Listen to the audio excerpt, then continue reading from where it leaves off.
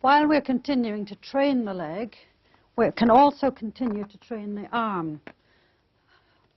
While we were demonstrating the gaiter, Anne was leaning on a half-arm splint, which was controlling the forearm, and it's been put on with the zip right along the ulnar border of the arm.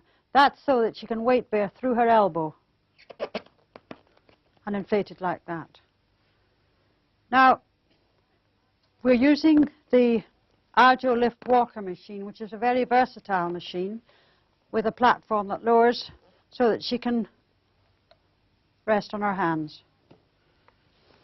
And we might get her to weight bear like that, but there's no need to do that, which she isn't finding very easy, because again Urias have developed splints for us which make the task relatively simple. Before we have firm stability of the elbow, we may stabilize it with this splint. This is an elbow support splint. It's almost square. The reason is that we want a broad splint so that we don't inhibit blood flow. The splint is not left on for long periods, and it's perfectly safe used as we're demonstrating. Same technique, handshake grasp with the patient, thread the arm through, bring the splint up, and position the hand. And then we grasp the fabric of the splint over the angle of the elbow, because we want the cushion of air to give the supporting stability to the elbow, and inflate the splint as before.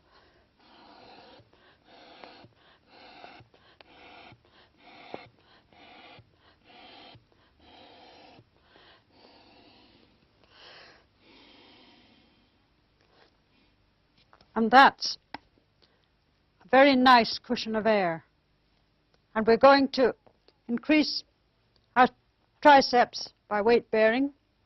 We're going to increase our tone in the right pattern, and we've got very nice stability. We may also on the hand splint.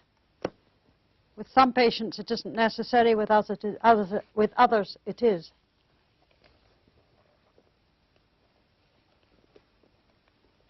Again, the spread thumb, the abducted thumb, must be brought into the pattern, and the extended fingers.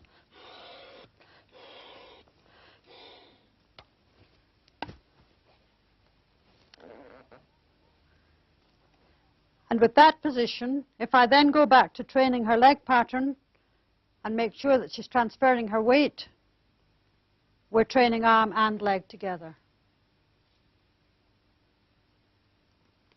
And lean this way, lift up and lift the other foot, and hold it there.